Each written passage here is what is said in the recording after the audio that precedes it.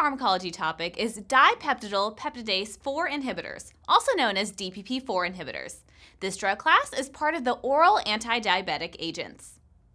Now, before we talk about this drug class, let's take a step back to review how blood glucose is regulated in the body. There are two hormones that work together to maintain normal blood glucose levels: insulin and glucagon. As you can see in the image, insulin is released by the beta cells in the pancreas in response to high blood sugars. Its main job is to take glucose out of the blood and put it into cells.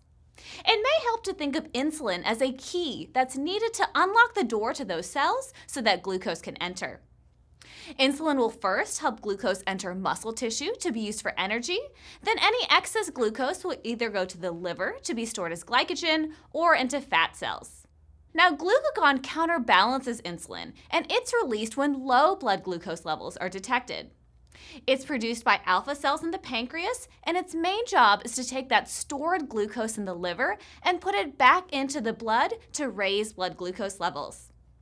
For some clients, this blood glucose regulation does not work correctly, resulting in hyperglycemia. They may have insulin deficiency, meaning the pancreas is not producing enough insulin to properly move glucose out of the blood. Clients may also have something called insulin resistance, which means the cells are not as responsive to insulin signaling as they normally are. You can see in this image that the insulin is binding with the receptor on the cells as per usual, but the cells are not responding, so the glucose remains in the bloodstream. Now, coming back to DPP-4 inhibitors. These are indicated for type 2 diabetes only, not type 1. Clients with type 2 diabetes primarily have insulin resistance, which is eventually accompanied by relative insulin deficiency, both which lead to hyperglycemia over time. The treatment plan for all clients with type 2 diabetes should incorporate lifestyle modifications, including a healthy diet with limited carbohydrates and moderate intensity aerobic exercise. Most clients will also need antidiabetic medications, which can be oral or injectable, and some clients with significant hyperglycemia may even require exogenous insulin. To understand how DPP-4 inhibitors help with glucose control, we need to understand what incretin hormones are. Incretin hormones are produced in the small intestine in response to an influx of glucose, like when someone eats a meal. These hormones increase glucose-dependent insulin release and decrease glucagon release, both which will help lower blood glucose levels. These hormones, which include glucagon-like peptide 1 or GLP-1 and glucose-dependent insulinotropic polypeptide or GIP, are broken down by the DPP-4 enzyme.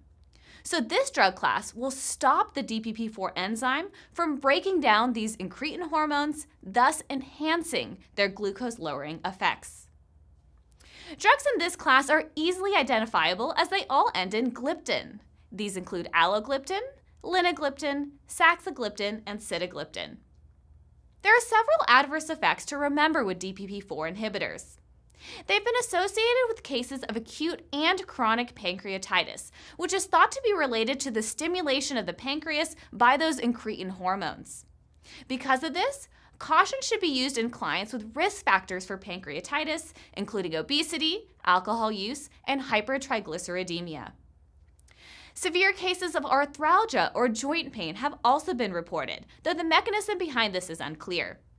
This effect can occur days or even years after starting this drug, but symptoms may resolve after the drug is discontinued. Severe allergic reactions can also occur. This can include angioedema, which is thought to be due to the inhibition of the breakdown of proteins that increase vascular permeability, which leads to swelling and angioedema. Because of this, caution should be used in clients who have a history of angioedema to other medications, such as ACE inhibitors. This can also include dermatological reactions of varying severities.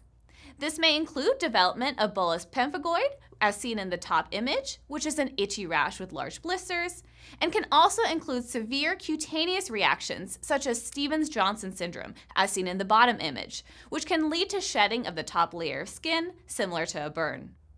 Because of the risk of pancreatitis, Clients should report any signs that may indicate this, including abdominal pain, nausea, and vomiting, to their healthcare provider immediately.